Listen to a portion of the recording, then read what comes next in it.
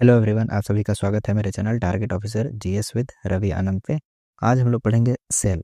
ठीक है, सेल होता क्या है, कब इसका डिस्कवरी हुआ था, इन सभी चीज़ों के बारे में आज हम लोग पढ़ेंगे और सेल ऑर्गेनल्स के भी बारे में पढ़ेंगे। क्या आपको पता है ह्यूमन बॉडी में कितना सेल होता है? लगभग 40 ट्रिलियन सेल्स होता है। कितना होता है? लगभग 40 ट्रिलियन सेल्स होता है। ठीक है, और ये मेरे बारे में कुछ डिटेल्स है, आप पॉज करके आराम से पढ़ सकते हैं। मैंने बहुत सारे एग्जाम्स को भी क्लियर करा है। उसमें एसबीआई क्लर्क है, फिर Indian coast guard assistant commandant का एग्जामिनेशन है, फिर दिल्ली पुलिस में भी 98% आया है, DSSS भी जैसे भी क्लियर हो जाएगा। तो बने रहिए मेरे साथ। चलिए हम लोग पढ़ते हैं। सबसे पहले साइड सेल के बारे में पढ़ते हैं। आपको यहाँ पे दो चित्र दिख रहा होगा, इधर है एनिमल सेल और इधर है प्लांट सेल। ठीक है, आपको देखते के साथ ही दो डिफरेंस पता चल रहा होगा कि यहाँ पे जो ये लेयर है ये सिंगल लेयर है और यहाँ पे आपको दो लेयर दिख रहा होगा। ठीक है, अब ऐसा इसलिए है क्योंकि प्लांट में एक एक्स्ट्रा लेयर पाया जाता है जिसको कि हम लोग सेल वॉल कहते हैं। ठीक है, और इसमें सेल वॉल नहीं होता है, नो सेल वॉल। ठीक है, चलिए सेल बायोलॉजी हम लोग पढ़ते हैं, डिस्कवरी एंड टाइमलाइन। सबसे पहले 1665 में रॉबर्ट हुक ने डिस्कवर करा था सेल को। ठीक है, कहाँ डिस्कवर करा था? कॉर्क में डिस्कवर करा था। छिल्ली होता है एक लकड़ी का, उसी में डिस्कवर करा था सेल को। वो एक डेड सेल था। ठीक है, कौन सा सेल था? वो डेड सेल था। फिर 1674 में एंटन वॉन लीवनहोक, इन्होंने लिविंग सेल को डिस्कवर करा था तालाब के पानी में। ठीक है, 1674 में। फिर 1831 में रॉबर्ट ब्राउन ने न्यूक्लियस को डिस्कवर करा था। फिर 1839 में प्रोटोप्लाज्म को डिस्कवर किया गया था। और ये टर्म जो था प्रोटोप्लाज्म, ये किन्होंने दिया था? जेई पुरकिंजे ने। किन्होंने दिया था? पुरकिंजे ने, जेई पुरकिंजे ने। ठीक है, फिर 1855 में रुडोल्फ वर्चो ने एक थ्योरी दिया था, सेल थ्योरी जिसको कि कहते हैं। इन्होंने बोला था ओमनी सेलुला ए सेलुला।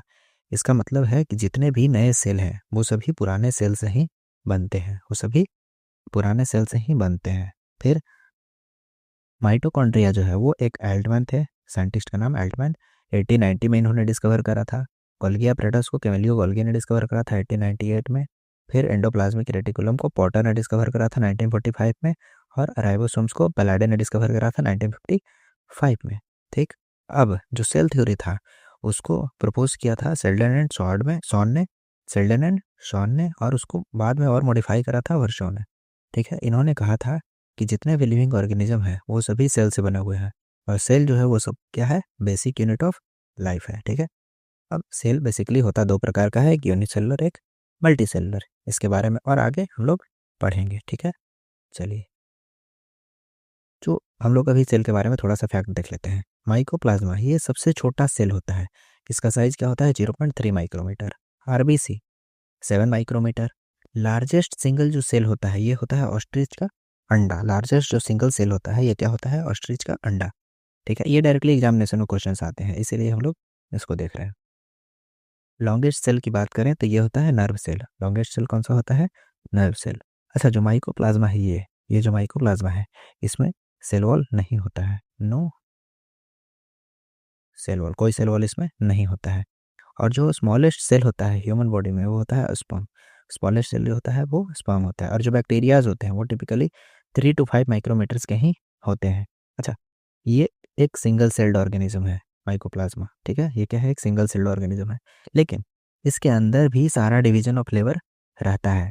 मतलब अलग अलग स्पेसिफिक फंक्शन करने के लिए वहाँ पे मौजूद रहते हैं devices. Cell wall, cell wall जो है फंगाई में बना हुआ होता है, मेड ऑफ काइटिन का। ठीक है, और बैक्टीरिया में बना हुआ होता है पेप्टिडोग्लाइकन का। क्योंकि एक 3 लेयर इन्वेलप होता है, यहाँ पे देख सकते हैं आप, एक लेयर ये, एक लेयर ये, एक लेयर ये। ठीक है, सबसे अंदर वाला जो लेयर होता है सेल मेम्ब्रेन जिसको कि कहते हैं। फिर बीच वाला जो होता है सेल वॉल होता है। और सबसे बाहर का जो लेयर होता है वो होता है ग्लाइकोलेक्स का। ठीक है, अब एल्गी में जो सेल वॉल बना हुआ होता है वो होता है सेलुलोज का, गैलेक्टन्स का, मैनन्स का, और मिनरल्स भी होते हैं उसमें। मिनरल्स कौन सा होता है? CaCO3, calcium carbonate. फिर प्लांट, प्लांट में जो बना हुआ होता है सेल वॉल वो होता है सेलुलोज, हेमीसेलुलोज, पेक्टिन्स, प्रोटीन्स। अब ये अलग अलग प्लांट्स में अलग अलग टाइप का होता है, उसके बारे में आगे पढ़ेंगे हम लोग। ठीक है, सेल वॉल का फंक्शन क्या होता है? ये नॉन लिविंग होता है। सबसे पहली बात, जो सेल वॉल होता है वो नॉन लिविंग होता है।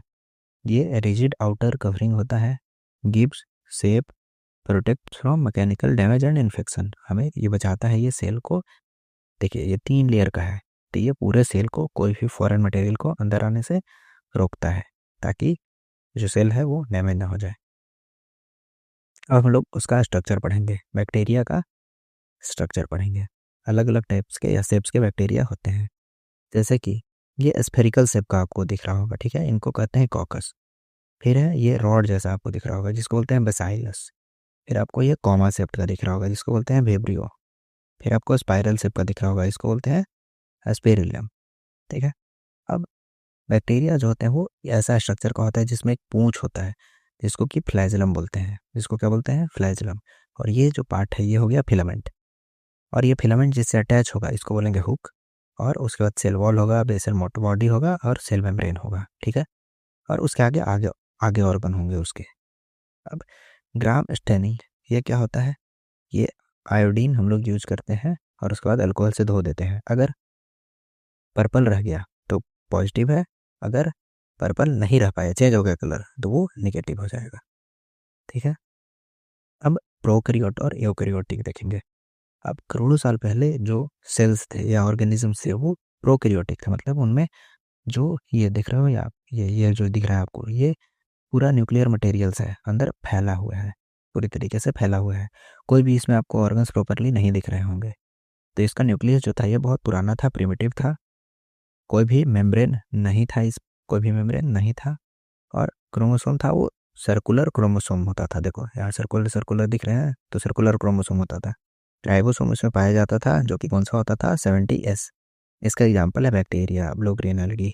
अब आते हैं हम लोग इसमें। अच्छा, प्रोकैरियोट्स में सेल वॉल होता है, प्रोकैरियोट्स में सेल वॉल होता है, डीएनए भी होता है।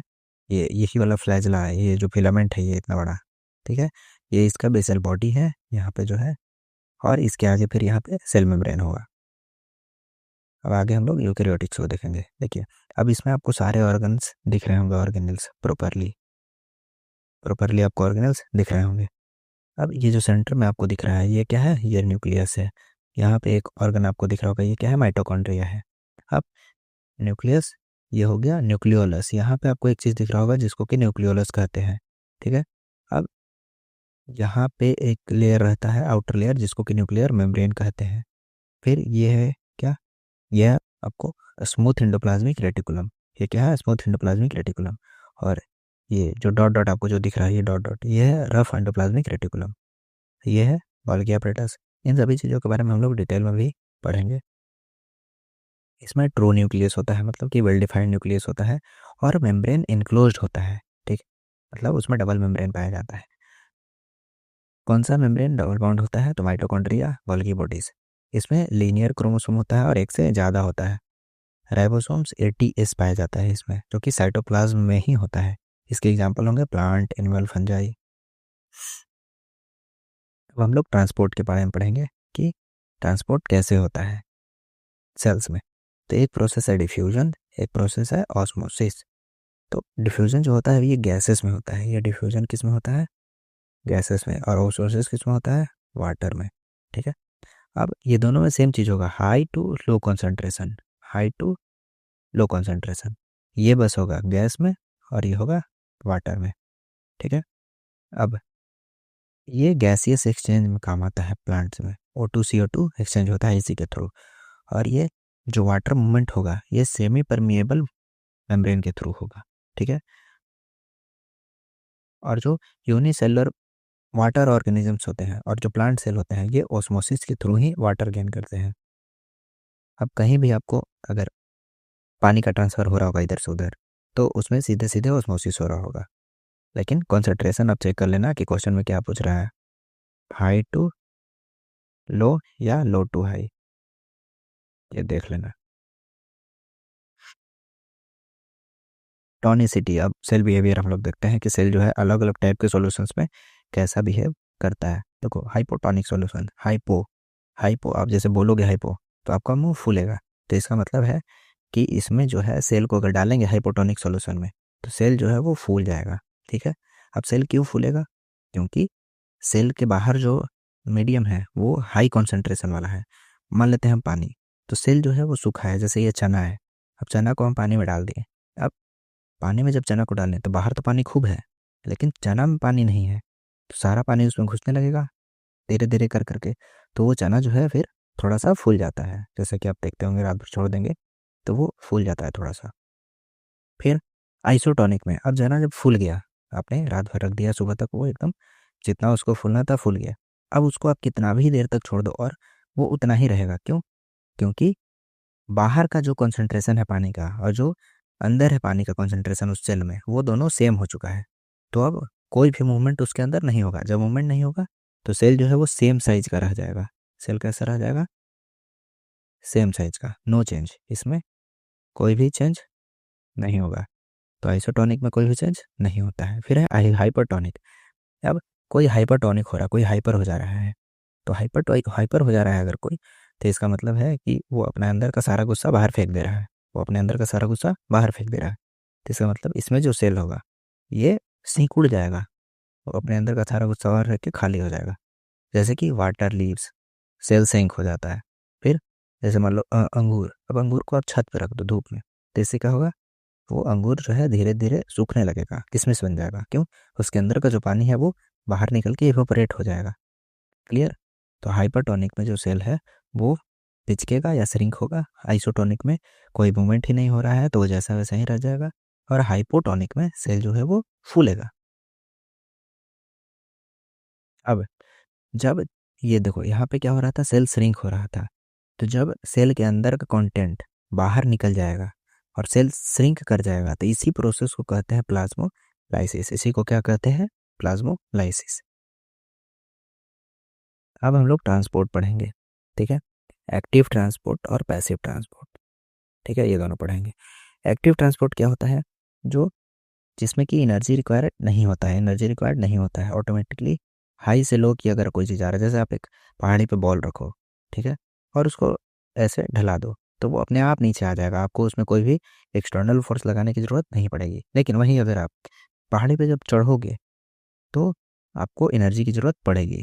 ठीक है, आप ऑटोमेटिक नहीं चढ़ सकते हो। अब पैसिव जो ट्रांसपोर्ट है जिसमें एनर्जी रिक्वायर्ड नहीं होता है वो होता है डिफ्यूजन और ऑस्मोसिस। क्योंकि ये कॉन्सेंट्रेशन पे काम करते हैं, मतलब हाई टू लो जाते हैं ऑटोमेटिक। इनको सिर्फ जगह मिलना चाहिए, लो प्रेशर वाला या लो कॉन्सेंट्रेशन वाला, ये ऑटोमेटिक मूव कर जाते हैं। ठीक है, तो इसमें किस किस का मूवमेंट होगा? पानी का, वाटर का और गैसेस का। ठीक है, और एक्टिव ट्रांसपोर्ट में क्या होगा कि इसमें जो है फूड ट्रांसपोर्ट होगा, फूड। ठीक है, इसमें एटीपी यूटिलाइज होगा। अब जाहिर सी बात है, अब लीफ में फूड बना, ठीक है, लीफ में फूड बना, अब आपको उसको ट्रांसपोर्ट करना है पूरे प्लांट में, तो उसके लिए आपको एटीपी की ज़रूरत पड़ेगी। ठीक है, एटीपी एडिनोसिन ट्राइफॉस्फेट होता है जो कि एनर्जी करेंसी होता है। ठीक है, अब इसमें उल्टा मूवमेंट होता है, मतलब लो टू हाई होता है मूवमेंट, लो टू हाई होता है मूवमेंट।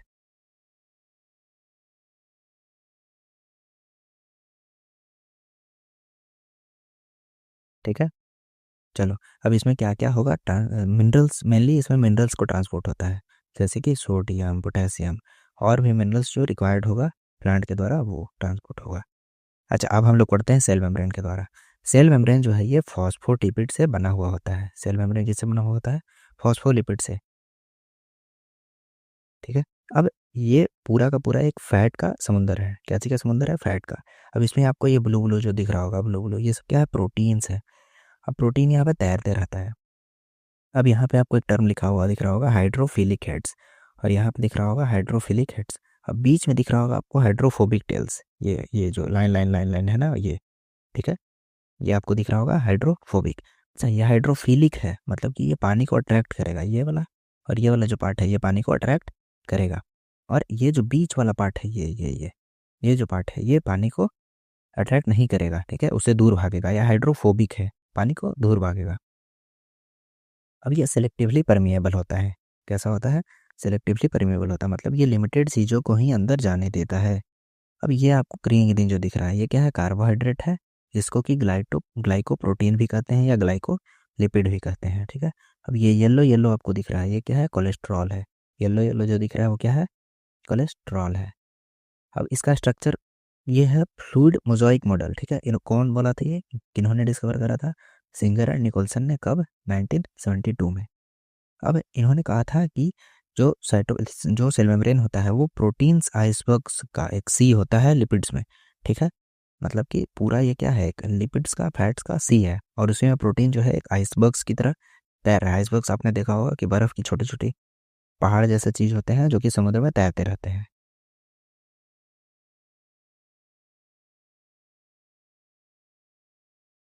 अब हम लोग पढ़ेंगे सेल स्ट्रक्चर। क्या पढ़ेंगे? सेल स्ट्रक्चर, ठीक है। अब सेल होता है, सेल के अंदर न्यूक्लियस होता है, फिर उसके अंदर क्रोमोसोम होता है, उसके अंदर डीएनए होता है, ठीक है। अब यहाँ एक चीज़ आप देखो, जो हिस्टोन प्रोटीन और डीएनए ये दोनों मिलकर बनाता है न्यूक्लियोसोम्स, ठीक है। हिस्टोन प्रोटीन्स प्लस डीएनए मिलकर क्या बनाता है? न्यूक्लियोसोम्स। क्रोमोसोम जो होता है वो एक रॉड शेप स्ट्रक्चर होता है, और क्रोमोसोम ये देखो, ये दिख रहा है, और ये तभी फिजिबल होगा, मतलब तभी आप इसको देख पाओगे जब सेल डिवीजन हो रहा होगा तब, ठीक है। जब सेल डिवीजन हो रहा होगा तब। इसका फुल फॉर्म होता है डीएनए का डीऑक्सी राइबो न्यूक्लिक एसिड, ठीक है। और हाँ, क्रोमोसोम्स जो होता है ये इनहेरिटेंस फीचर्स को लाता है, मतलब पेरेंट्स से बच्चों में वो फीचर को ऐड करता है, ट्रांसफ़र करता है। अब न्यूक्लियोसोम जो है इसको बेसिक यूनिट ऑफ डीएनए भी कहते हैं, बेसिक यूनिट ऑफ डीएनए भी कहते हैं, ठीक है। अब ये जो चीज़ है, ये यहाँ दिख रहा है, ये स्पिंडल फाइबर्स के जैसा दिखता है। स्पिंडल फाइबर मतलब एक दूसरे से ऐसे ऐठा हुआ ट्विस्टेड दिखता है, ठीक है। अब हम लोग इसके बारे में पढ़ेंगे। सबसे पहले देखो, क्रोमैटिन किसको हो गया? ये जो अभी पढ़े हम लोग न्यूक्लियोसोम, ये डीएनए प्लस हिस्टोन प्रोटीन का होता है। इसका काम होता है डीएनए को आपस में उलझने से रोकना, ठीक है, और रेप्लिकेशंस करना प्रॉपरली। फिर क्रोमोसोम जो है ये डीएनए प्लस प्रोटीन से बना हुआ होता है, जो कि रॉड शेप्स होता है, यहाँ पे आपने देखा। ये इन्फॉर्मेशन कैरी करता है अगले जनरेशन को पहुंचाने के लिए, ठीक है। ये क्या कैरी करता है? इन्फॉर्मेशन अगले जनरेशन को इन्फॉर्मेशन पहुंचाने के लिए कैरी करता है। फिर जीन किसको कहते हैं? ये फंक्शनल सेगमेंट होता है डीएनए का। ये क्या होता है? फंक्शनल सेगमेंट होता है डीएनए का। ये कंस्ट्रक्ट करने के लिए या सेल को ऑर्गेनाइज करने के लिए काम में आता है, ठीक है। ये हम लोग फ्लूइड मोजाइक मॉडल अपने पढ़ चुके हैं, जिसको कि सिंगलर निकोलसन ने दिया था 1972 में, ठीक है। और ये बायोलॉजिकली एक्सेप्टेड है वाइडली पूरे विश्व में, ठीक है। फॉस्फोलिपिड्स का बना हुआ होता है, ठीक है। ये सब फैट होता है, और ये छोटा छोटा जो है ये क्या होता है? प्रोटीन्स होता है आइसबर्ग्स की तरह, ठीक। अब लोग पढ़ेंगे न्यूक्लियस के बारे में। किसके बारे में पढ़ेंगे? न्यूक्लियस के बारे में। न्यूक्लियस जो होता है ये ब्रेन ऑफ दी सेल होता है। ये देखो, ये है न्यूक्लियस, कुछ ऐसा दिखता है, ठीक है। ये एक रफ डायग्राम है, एग्जैक्ट नहीं, ठीक है। तो ये ब्रेन ऑफ दी सेल होता है, ये डबल मेम्ब्रेन होता है। देखो यहाँ पे एक मेम्ब्रेन, इसके ऊपर एक मेम्ब्रेन और दिख रहा होगा आपको। एक मिनट, कलर चेंज कर लेने दो।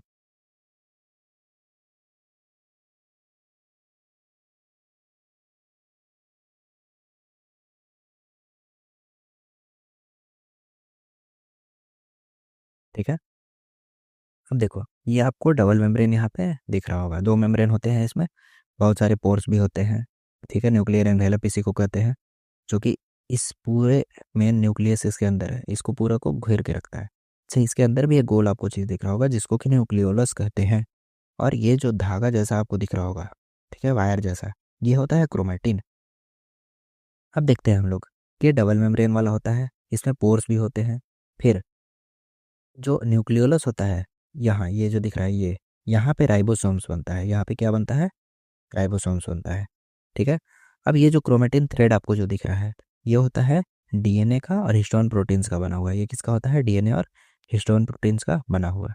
जो क्रोमोसोम्स होते हैं ये रॉड शेप्ड होता है, और ये कब दिखेगा हमको? सेल डिवीजन के दौरान ही दिखेगा। इसका जो फंक्शनल यूनिट होता है ये जीन होता है, जिसको कि सेगमेंट ऑफ डीएनए भी कहते हैं, ठीक है। न्यूक्लियोइड किसको कहते हैं? तो ये एक अनडिफाइंड न्यूक्लियर रीजन होता है जो कि बैक्टीरिया में होता है, ठीक है। यहाँ देखो, आ जाओ, यहाँ ऊपर था एक जगह स्टार्टिंग में ही, यहाँ ये आपको दिख रहा है, ये फैला हुआ है, कोई मेम्ब्रेन नहीं है, कुछ भी नहीं है, तो ये न्यूक्लियोइड है। ये क्या है? न्यूक्लियोइड है। न्यूक्लियस नहीं होता है बैक्टीरिया में, न्यूक्लियोइड होता है, ठीक। तो हम लोग न्यूक्लियस पढ़ लिए हैं, अब हम लोग पढ़ेंगे साइटोप्लाज्म, ठीक है। क्या पढ़ेंगे? साइटोप्लाज्म। ये देखो, एक सेल है, ये मेम्ब्रेन था, ठीक। इसके अंदर ये जेली जैसा स्ट्रक्चर होता है, लिक्विड जैसा एक स्ट्रक्चर होता है, ठीक है। ये जेल जैसा एक स्ट्रक्चर होता है प्लाज्मा मेम्ब्रेन के अंदर, ठीक। इसी को क्या कहते हैं, इसी को कहते हैं साइटोसॉल, इसी को क्या कहते हैं, साइटोसॉल। अब ध्यान से देखो, जो आपको यहाँ पे धागानुमा स्ट्रक्चर दिख रहा होगा, माइक्रोफिलामेंट टाइप का, ये पूरे सेल को जो होल्ड करके रखेगा। जैसे कुछ सोचो, अगर एक सेल है उसमें सिर्फ लिक्विड भरा हो, जैसे आप एक प्लास्टिक लो, ठीक, एक प्लास्टिक लो, उसमें बहुत सारा तुम छोटा छोटा आंकड़ डाल दो, आंकड़ पत्थर डाल दो। अब उस पत्थर को अगर होल्ड करने के लिए कुछ नहीं रहेगा, तो जब प्लास्टिक को ऐसे उठाओगे हाथ में, तो सारा आंकड़ पत्थर नीचे बैठ जाएगा। लेकिन सेल में तो हम लोगों को वैसा कुछ भी नहीं दिखता है, मतलब कुछ भी बैठा हुआ नहीं दिखता है, सब तैरते हुए दिखते हैं। तो इसका मतलब है कोई तो ऐसा चीज़ है जो उसको होल्ड करके रखता है, पकड़ के रखता है, वो होता है साइटोस्केलेटन। वो क्या होता है, साइटोस्केलेटन। ये ग्लाइकोजन का जो ग्रेन्यूल्स इसमें इधर उधर पाया जाएगा, वो इंक्लूजन्स बॉडी में गिना जाता है। वो किस में गिना जाता है, इंक्लूजन्स में, ठीक है। ये इसमें न्यूट्रिएंट्स स्टोर होता है। इसमें क्या स्टोर होता है, न्यूट्रिएंट्स। प्रोटोप्लाज्म किसको कहते हैं, साइटोप्लाज्म प्लस न्यूक्लियस, इन दोनों को जब हम लोग एक साथ बोलेंगे तो इसको कहते हैं प्रोटोप्लाज्म। इसको क्या कहते हैं, प्रोटोप्लाज्म। अब हम लोग पढ़ेंगे एंडोप्लाज्मिक रेटिकुलम के बारे में। एंडोप्लाज्मिक रेटिकुलम जो होता है वो दो प्रकार का होता है। एक होता है रफ, ये वाला जो यहाँ पर दिख रहा होगा आपको, ये न्यूक्लियस था, ये न्यूक्लियस से सटा हुआ ही होता है, ठीक है। और उसके जो पोर्स होते हैं वो इससे कनेक्टेड होते हैं ईआर से, और ये है स्मूथ वाला ईआर, ठीक है। अब रफ ईआर पे आपको ये छोटे छोटे छोटे छोटे छोटे छोटे डॉट डॉट आपको दिख रहे होंगे, ठीक।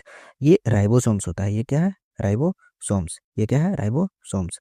ये क्या बनाता है, प्रोटीन सिंथेसाइज करता है। ये क्या बनाता है, प्रोटीन बनाता है। और ये जो स्मूथ वाला ईआर है, ये फैट सिंथेसाइज करता है।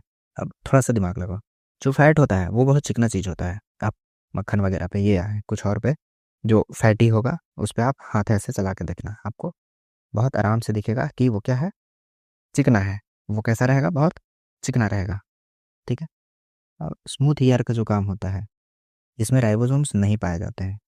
ये फैट और लिपिड को सिंथेसाइज करता है, और इसका फंक्शन भी होता है कुछ कुछ, जैसे कि जो पॉइजन्स है बॉडी पे उसको डिटॉक्सिफाई करना, ख़त्म करना, और ड्रग जो लिवर में होता है उसको भी डिटॉक्सिफाई करना। अब एक टर्म होता है बायोजेनेसिस, टर्म होता है बायोजेनेसिस। तो सेल मेम्ब्रेन बनाने में कौन हेल्प करता है, ईआर। सेल बनाने में, मेम्ब्रेन बनाने में कौन हेल्प करता है, ईआर। ये लिपिड और प्रोटीन दोनों को मिला करके, जैसे ये प्रोटीन बनाया, ये लिपिड बनाया, और दोनों मिला करके क्या बना दिए, सेल मेम्ब्रेन, ठीक है। तो हम लोग ये कह सकते हैं कि जो एंडोप्लाज्मिक रेटिकुलम है ये सेल मेम्ब्रेन बनाता है, ठीक है। ये क्या बनाता है, सेल मेम्ब्रेन बनाता है। क्लियर। गोल्गी apparatus, इसको पोस्ट ऑफिस भी कहते हैं। इसको क्या कहते हैं, पोस्ट ऑफिस भी कहते हैं, ठीक है। अब ये क्या करता है, इसके पास जो भी प्रोडक्ट्स आएगा, मटेरियल्स आएगा, ये उसको स्टोर करेगा, मॉडिफाई करेगा, पैक करेगा और भेज देगा, ठीक है। क्लियर। अब यहाँ देखो, यहाँ एक कोल दिख रहा होगा आपको, ये ईआर से बन के यहाँ आ रहा है, ठीक है। ये इधर से पूरा बनने के बाद यहाँ से निकल रहा है, मैच्योर हो गया। अब ये जो आपको ये पाइप जैसा दिख रहा है, रबड़ नुमा, ठीक है, टायर जैसा, इसको कहते हैं सिस्टर्न, ठीक है। इसको क्या कहते हैं, सिस्टर्न। और ये गड्ढा जैसा जो साइट है जो इन सबको कैच करता है, इसको कहते हैं सिसफेस, जहाँ पे फॉर्म होता है चीज़ें आने के बाद, और इधर से रिलीज होता है, जिसको कि ट्रांसफेस कहते हैं। इसको क्या कहते हैं, ट्रांसफेस कहते हैं। ये सिंपल शुगर्स को कॉम्प्लेक्स शुगर में कन्वर्ट करता है। कौन डिस्कवर किया था इसको, कैमेलियो गोल्गी। स्टार्टिंग में भी हम लोगों ने ये पढ़ा था। अब एक बात याद रखना, जो गोल्गी अपरेटस होता है, यहीं पे लाइसोसोम्स का भी फॉर्मेशन होता है। बस नेक्स्ट स्लाइड में हम लोग लाइसोसोम के बारे में पढ़ेंगे। और यहाँ पे ग्लाइकोलिपिड्स और ग्लाइकोप्रोटीन्स भी बनते हैं, ग्लाइकोलिपिड्स और ग्लाइकोप्रोटीन्स भी बनते हैं, जो कि सेल मेम्ब्रेन में पाया जाता है, आपने देखा था। फिर है लाइसोसोम्स के बारे में हम लोग पढ़ेंगे।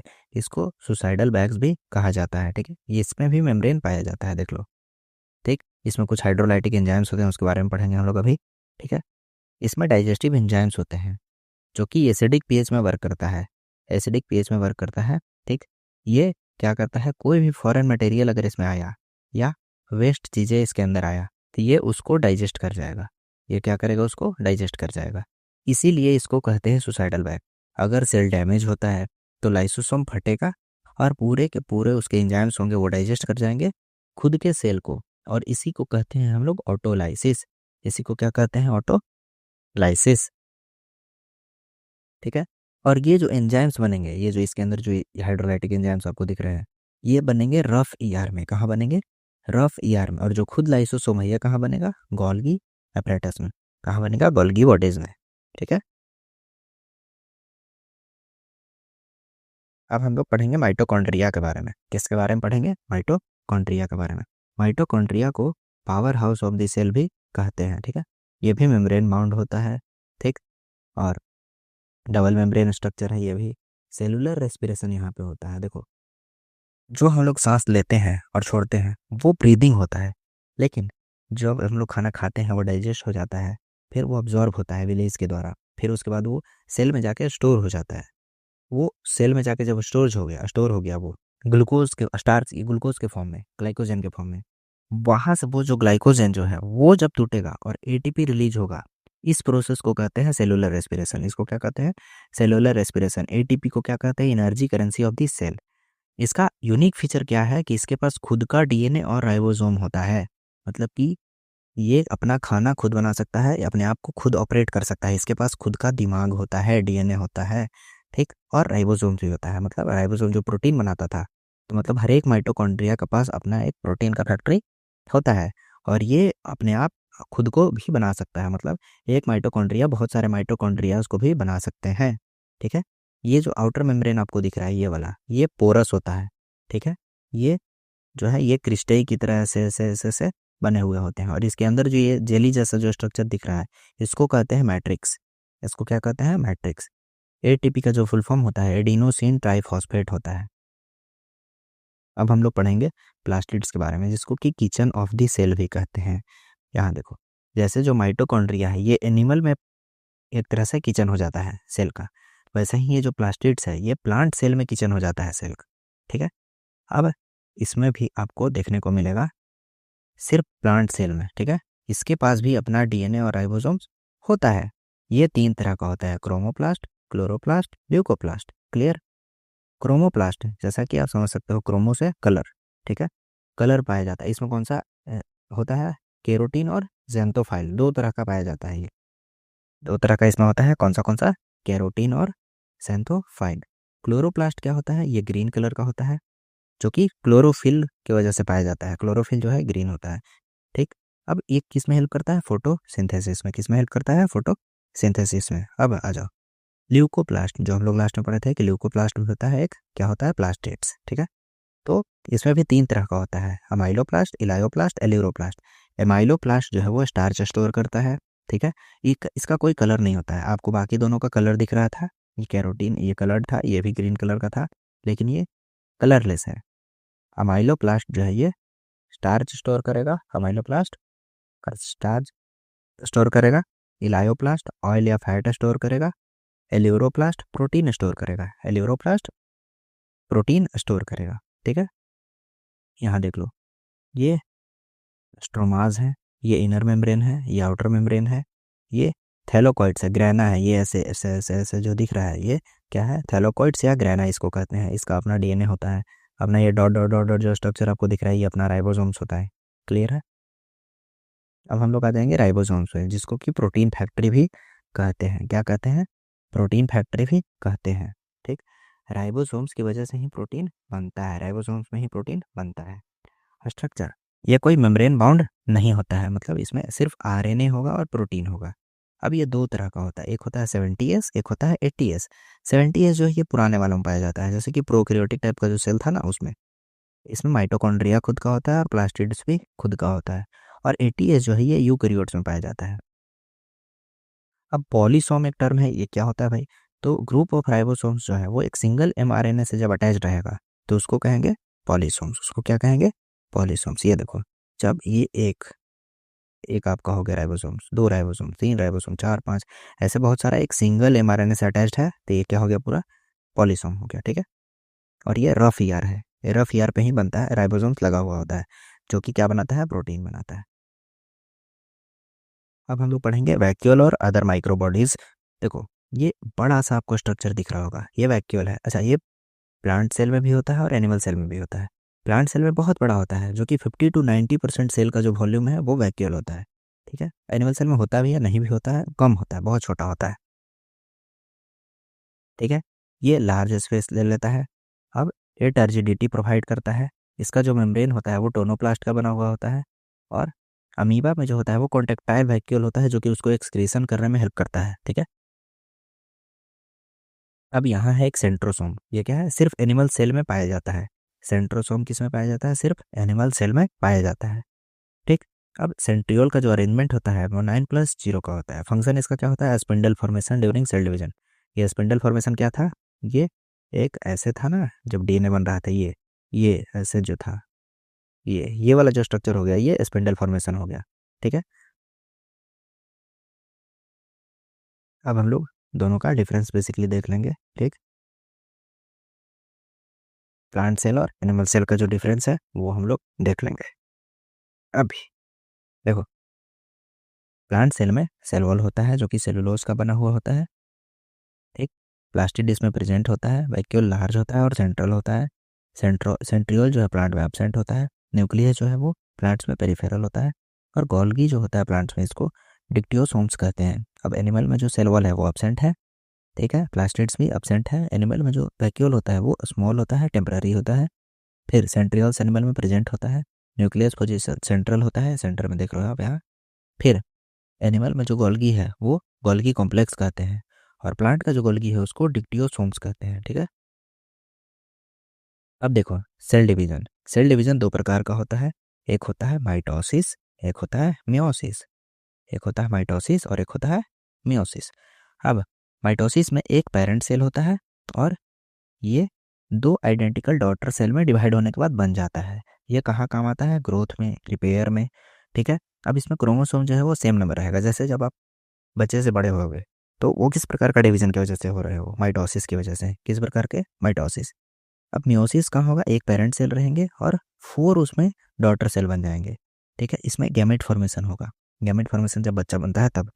अब क्रोमोसोम्स इसमें क्या हो जाते हैं, हाफ हो जाते हैं, हैप्लॉइड इसीलिए कर देंगे उसको। ठीक है, तो मियोसिस में क्या हो जाएगा, हाफ हो जाएगा क्रोमोसोम्स, हैप्लॉइड सेल्स। क्लियर।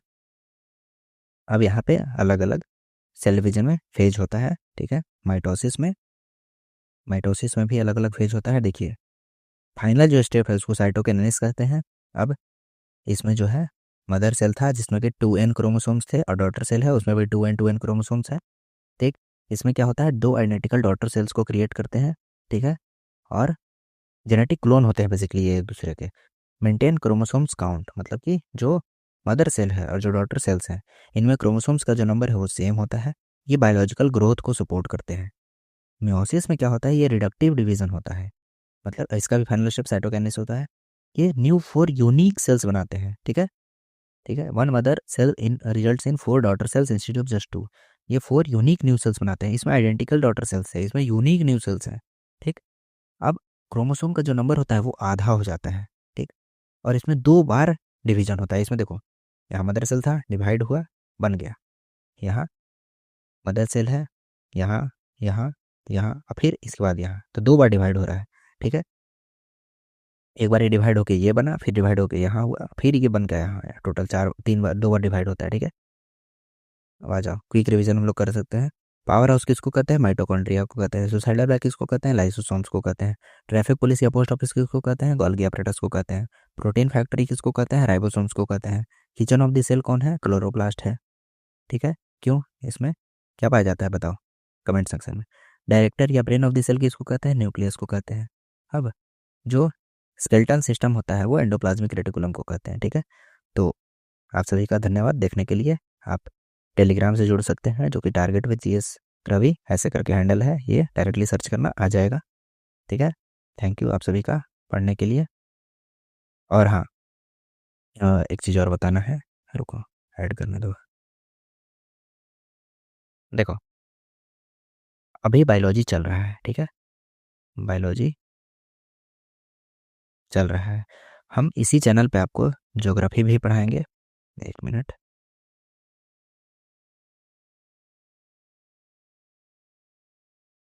इसी चैनल, देखो अभी अभी बायोलॉजी चल रहा है। क्या हो गया भाई, ठीक है, देखो ये इसको अभी बायोलॉजी चल रहा है, इसी चैनल पे आपको ज्योग्राफी करंट मंथली, उससे बाहर आपको कुछ भी देखने की ज़रूरत नहीं होगा। फिर